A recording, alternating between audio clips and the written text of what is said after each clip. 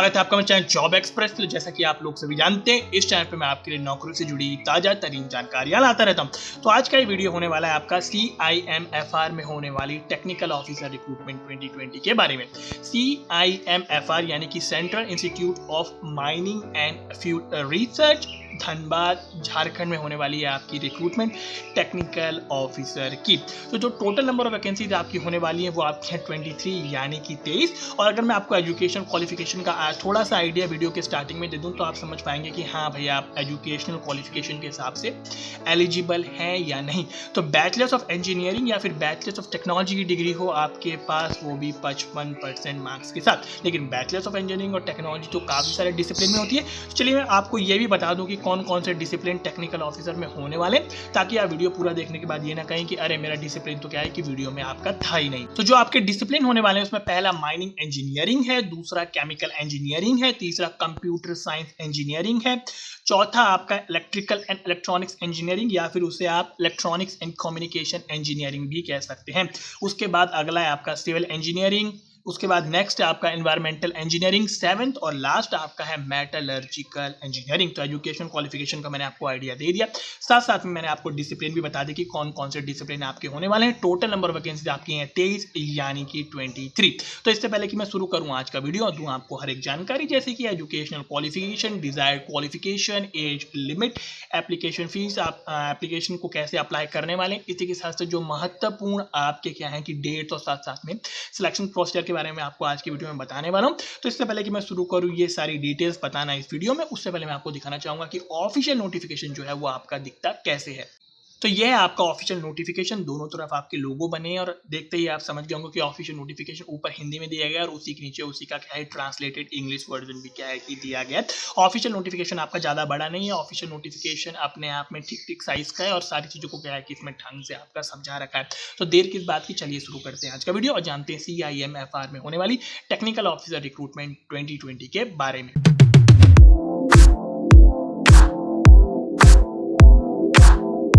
चलिए वीडियो की शुरुआत करते हैं सबसे पहले कुछ फैक्ट्स और फिगर जान के। तो पहला डेजिग्नेशन या पदनाम आपका है टेक्निकल ऑफिसर और ये फुल टाइम जॉब है, कॉन्ट्रैक्ट बेसिस पे नहीं है, फुल टाइम जॉब है। टोटल नंबर ऑफ वैकेंसीज आपकी 23 यानी कि 23। बेसिक पे जो आपकी है वो है 44,900 यानी बेसिक पे आपकी होने वाली है 44,900 रुपए। पे लेवल जो होगा पे मैट्रिक्स पे होगा लेवल 7 का। इसके अलावा अगर मैं बात करूं अपर एज लिमिट की, तो अपर एज लिमिट के लिए जो कट ऑफ डेट है आपकी वो है 2 दिसंबर 2020 यानी कि 2 दिसंबर 2020। तो अगर आप अनरिजर्व हैं तो आपकी उम्र 30 साल से ज्यादा नहीं होनी चाहिए, अगर आप हैं ओबीसी तो आपकी उम्र 33 साल से ज्यादा नहीं होनी चाहिए, और अगर आप हैं SC ST तो आपकी उम्र 35 साल से ज्यादा क्या है नहीं होनी चाहिए। तो ये तो बात हो गई कुछ इंपॉर्टेंट फैक्ट्स एंड फिगर्स की। अब वीडियो में बढ़ते हैं आगे और जानते हैं कि डिसिप्लिन वाइज बेसिक या फिर एसेंशियल क्वालिफिकेशन, साथ साथ में डिजायरेबल क्वालिफिकेशन और हर एक डिसिप्लिन के क्या है कि नंबर ऑफ वैकेंसीज कितनी होने वाली है कैटेगरी वाइज।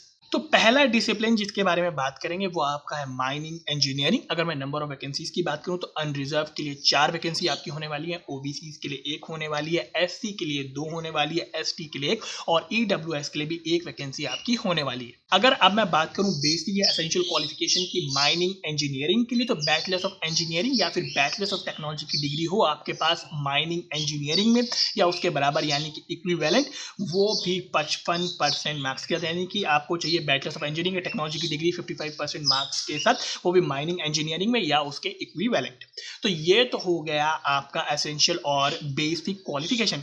डिजायरेबल क्वालिफिकेशन क्या होने वाला है, चलिए मैं आपको बता दूं माइनिंग इंजीनियरिंग के लिए। तो डिजायरेबल अगर आपको नॉलेज और एक्सपीरियंस है वो भी रॉक मैकेनिक्स का या फिर अंडरग्राउंड माइनिंग मेथड्स का या फिर न्यूमेरिकल मॉडलिंग और मेथड ऑफ वर्किंग्स का या फिर tunnel and underground space utilisation का या फिर रॉक ब्लास्टिंग और उससे रिलेटेड वर्क, वो भी माइंस और साथ साथ में सिविल कंस्ट्रक्शन प्रोजेक्ट्स में या फिर कोल कैरेक्टराइजेशन में या फिर geomechanics and strata control monitoring में। तो ये आपका होने वाला है आपका डिजायरेबल। दूसरा डिसिप्लिन जिसके बारे में बात करेंगे वो है आपका केमिकल इंजीनियरिंग। पोस्ट की बात करूं तो अनरिजर्व के लिए 1, ओबीसी कैंडिडेट्स के लिए भी 1 और SC कैंडिडेट्स के लिए भी आपकी 1 वैकेंसी आपकी होने वाली है। अगर मैं बात करूं केमिकल इंजीनियरिंग के लिए एसेंशियल क्वालिफिकेशन की, तो वो है बैचलर्स ऑफ इंजीनियरिंग या फिर बैचलर्स ऑफ टेक्नोलॉजी की डिग्री, वो भी केमिकल इंजीनियरिंग में या फिर उसके इक्विवेलेंट, वो भी 55% मार्क्स का, यानी 55% मार्क्स के साथ। तो ये हो गया आपका बेसिक और एसेंशियल क्वालिफिकेशन। अगर मैं बात करूं केमिकल इंजीनियरिंग के लिए डिजायरेबल क्वालिफिकेशन की, तो नॉलेज एक्सपीरियंस हो आपके पास,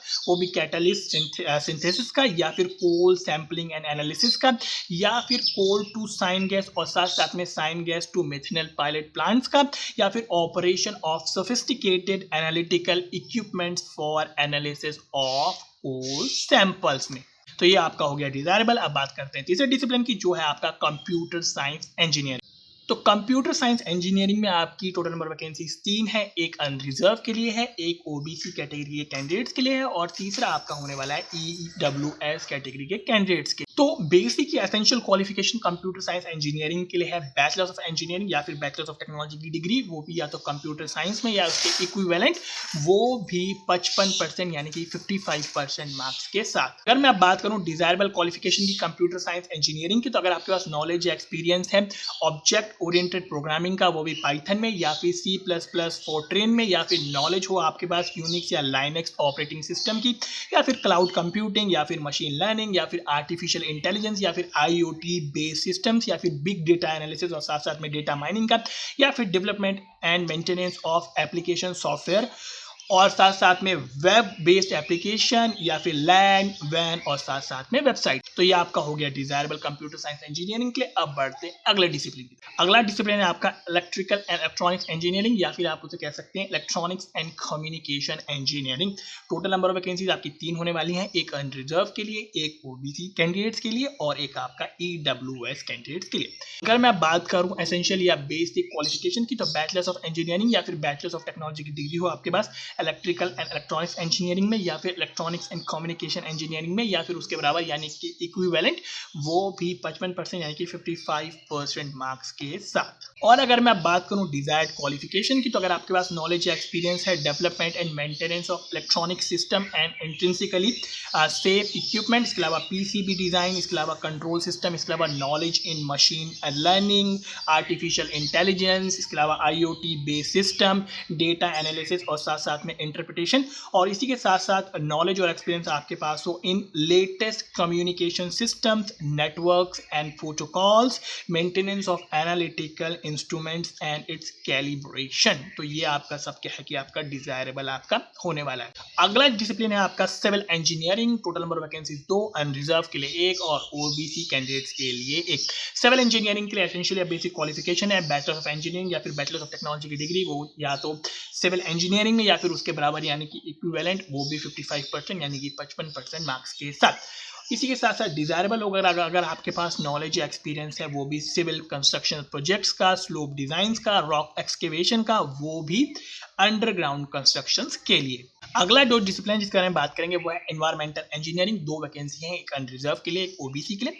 बैचलर्स ऑफ इंजीनियरिंग या बैचलर्स ऑफ टेक्नोलॉजी की डिग्री चाहिए एनवायरमेंटल इंजीनियरिंग में या इसके बराबर यानी कि इक्विवेलेंट, वो भी 55% यानी कि 55% मार्क्स के साथ। तो ये है एसेंशियल आपका। और अगर मैं बात करूं अब डिजायरेबल की, तो डिजायरेबल अगर आपके पास नॉलेज एक्सपीरियंस है handling environmental issues in mineral sector, इसके अलावा environmental system modelling for ambient air या फिर वाटर क्वालिटी मॉडलिंग या फिर क्वांटिफिकेशन इन्वायरमेंटल डैमेजेस का। और लास्ट आपका डिसिप्लिन जिसके बारे में बात करेंगे वो है मेटलर्जिकल इंजीनियरिंग। तो मेटलर्जिकल इंजीनियरिंग में सिर्फ एक ही आपकी पोस्ट होने वाली है और वो भी सिर्फ SC कैटेगरी के कैंडिडेट्स के लिए होने वाली है। Essential qualification bachelors of engineering या फिर बैचलर्स ऑफ टेक्नोलॉजी की डिग्री, वो भी मेटलर्जिकल इंजीनियरिंग में या उसके इक्विवेलेंट, वो भी 55% यानी कि 55% मार्क्स के साथ। तो ये हो गया बेसिक और एसेंशियल। डिजायरेबल अगर आपको नॉलेज और एक्सपीरियंस है वो भी मेटलर्जिकल या फिर मैकेनिकल टेस्टिंग ऑफ मटेरियल या फिर एक्सट्रैक्शन प्रोसेसेस का। तो ये आपका हो गया डिजायरेबल। तो सारे डिसिप्लिन मैंने खत्म कर दिए बता के कि एसेंशियल, डिजायरेबल और नंबर ऑफ वैकेंसीज आपकी कितनी होने वाली है। अब बढ़ते हैं वीडियो में आगे। बात करूं मोड ऑफ सिलेक्शन की यानी कि चयन विधि की, तो सबसे पहले कैंडिडेट्स को शॉर्टलिस्ट किया जाएगा जो कि बेस्ड होगा क्या है कि उनके एजुकेशनल क्वालिफिकेशन और एक्सपीरियंस के ऊपर, और उसके बाद उनको बुलाया जाएगा ट्रेड टेस्ट या फिर रिटन टेस्ट के लिए। तो ये आपका होने वाला है मोड ऑफ सिलेक्शन। चलिए वीडियो में बढ़ते हैं आगे और बात कर लेते हैं एप्लीकेशन फीस की। तो अगर मैं एप्लीकेशन फीस की बात करूं तो पहले SC ST women, person with disability और CSIR परमानेंट एम्प्लॉयज जो हैं उनको तो भाई किसी तरह की एप्लीकेशन फीस नहीं देनी है। उसके अलावा बाकी सारे कैंडिडेट्स बच्चे उनको आपकी फीस देनी है 100 रुपये।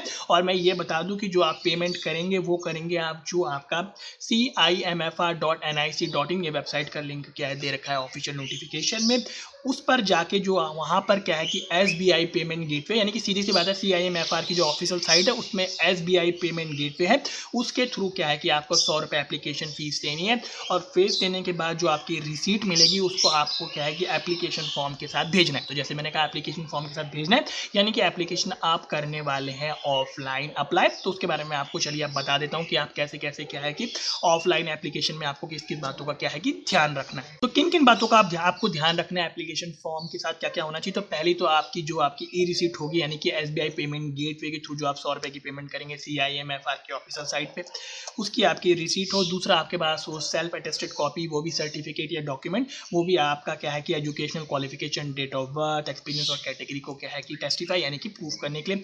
इसके अलावा आप पासपोर्ट साइज फोटोग्राफ क्या है कि आपकी एप्लीकेशन फॉर्म में चिपका हो। इसके अलावा आपका जो एनेक्स्चर 1 और 2 है वो पूरी तरीके से अच्छी तरीके से फिलअप हो। और इसी के साथ साथ आपको भेजना है 2 यानी कि 2 सेल्फ एड्रेस एनवेलप, और उन्हीं के ऊपर क्या है कि 22 रुपये की पोस्टल स्टैम्प चिपकी हो हर एक आपका जो है एनवेलप उसके ऊपर। तो ये कुछ इंपॉर्टेंट चीज़ें हैं जिनका आपको ध्यान रखना है जब आप एप्लीकेशन फॉर्म क्या है अपनी एप्लीकेशन क्या है कि सबमिट करें। इसके अलावा एप्लीकेंट्स जो हैं आपके जो कि काम करते हैं गवर्नमेंट डिपार्टमेंट्स में या फिर ऑटोनमस बॉडीज में या फिर पब्लिक सेक्टर अंडरटेकिंग में या फिर गवर्नमेंट फंडेड रिसर्च एजेंसी में, उन लोगों के लिए क्या है कि थोड़ा सा डिफरेंट होने वाला है, क्योंकि उन्हें प्रमाण पत्र भेजना होगा जो कि सर्टिफाइड किया गया होगा उनके एम्प्लॉय द्वारा कि अगर उनका सिलेक्शन आपका हो जाता है इसमें तो उनको 1 महीने के अंदर अंदर क्या है कि कार्य मुक्त आपका कर दिया जाएगा। अधिक जानकारी के लिए इस बारे में आपको क्या करना है कि आप चेकआउट कर सकते हैं। इसमें पेज दिया गया है आपका 10 पेज 10 इसमें दिया गया है, और उसके ऊपर क्या है कि आपका उसमें क्या है कि आपको बताया गया है कि एग्जैक्टली क्या होने वाला है। दोनों हिंदी और इंग्लिश में लिखा गया है। तो जो भी आपके कैंडिडेट्स हैं जो कि मैंने आपको अभी चीज़ें बताई अगर इनमें काम करते हैं तो एक बार इस पेज को क्या है कि ढंग से पढ़ लें। और इसी के नीचे आपकी चेकलिस्ट दी गई है जो कि आपको हेल्प करेगी ये समझने में कि भाई आपको क्या क्या सारी चीज़ें भेजनी है और आप कोई भी चीज़ क्या है कि मिस ना कर दें एप्लीकेशन अप्लाई करते वक्त। इसके अलावा आप एप्लीकेशन अप्लाई करेंगे अपनी रजिस्टर्ड या स्पीड पोस्ट से। जो एड्रेस है वो क्या है कि आपका ऑफिशियल नोटिफिकेशन में आपका दे रखा है, मैं आपको पढ़ भी दूं। The administrative officer, central institute of mining and fuel research, भरवा रोड, धनबाद 826001 झारखंड। और एप्लीकेशन आपकी 2 दिसंबर यानी कि 2 दिसंबर 2020 5:30 बजे से पहले क्या है कि आपकी पहुंच जानी चाहिए। अभी 2 दिसंबर तो काफ़ी दूर है, तो आसानी से अगर आप एलिजिबल हैं तो आप कर पाएंगे इसके लिए अप्लाई। और इसके अलावा मैं आपको एक इंपॉर्टेंट चीज़ और बता दूं, सारी चीज़ों के लिए जो कट ऑफ डेट है आपकी वो 2 दिसंबर 2020 है, यानी कि educational qualification, work experience, age limit सबके लिए कट ऑफ डेट आपकी 2 दिसंबर 2020 है। और जैसे कि मैंने आपको बताया एप्लीकेशन पहुंचने की जो लास्ट डेट है वो भी आपकी क्या है कि 2 दिसंबर 2020 ही होने वाली है। दोस्तों आज के वीडियो मैंने आपको बताया CIMFR में निकली टेक्निकल ऑफिसर रिक्रूटमेंट 2020 के बारे में। अधिक जानकारी के लिए आप डिस्क्रिप्शन बॉक्स चेक कीजिए। डिस्क्रिप्शन बॉक्स में मैंने आपको ऑफिशियल नोटिफिकेशन लिंक दिया है। ऑफिशियल नोटिफिकेशन को आप ऊपर से लेकर नीचे तक पूरा पढ़ लीजिए, अच्छी तरीके से समझ लीजिए आपको किस तरह अप्लाई करना है, एप्लीकेशन फीस किस तरह पे करनी है। इसके अलावा एजुकेशनल क्वालिफिकेशन, एज लिमिट, वो सारी चीजें आप क्या है कि वहां से डिटेल से पढ़ सकते हैं। और उसी के नीचे मैंने आपको एप्लीकेशन फॉर्म का लिंक दिया है, तो उस लिंक को क्लिक करके क्या है कि आप एप्लीकेशन फॉर्म को डाउनलोड करके अच्छी तरीके से A4 पेपर पे प्रिंट करके जैसे जैसे उसमें इंस्ट्रक्शन दिए गए उसके हिसाब से भर के और कर सकते हैं। आपका क्या है कि एप्लीकेशन आपकी सेंड कर सकते हैं रजिस्टर्ड स्पीड पोस्ट से। दोस्तों अगर आपको आज का वीडियो लगा इन्फॉर्मेटिव तो दीजिए इसे लाइक शेयर कीजिए अपने सारे दोस्तों के साथ और सब्सक्राइब जरूर कीजिए मेरा चैनल जॉब एक्सप्रेस, ताकि आपको नौकरी से जुड़ी ताज़ा तरीन जानकारी मिलती रहे। इसके अलावा आप पूरा फेसबुक मेरा जॉब एक्सप्रेस का पेज फॉलो कर सकते हैं। दोनों पेजेस के लिंक मैंने आपको डिस्क्रिप्शन बॉक्स में दिया। पेजेस को फॉलो करने का सिंपल सा फायदा ये है कि नौकरी के अलावा मैं ढेर सारी नौकरी की जानकारी उन पेजेस पे क्या है कि करता रहता हूँ पोस्ट, तो आप हमेशा अपडेटेड रहेंगे नई नई नौकरियों की जानकारी के साथ। दोस्तों चलिए मिलते हैं आपसे अगले वीडियो में एक और नई नौकरी के साथ। तो आज का वीडियो देखने के लिए बहुत बहुत धन्यवाद।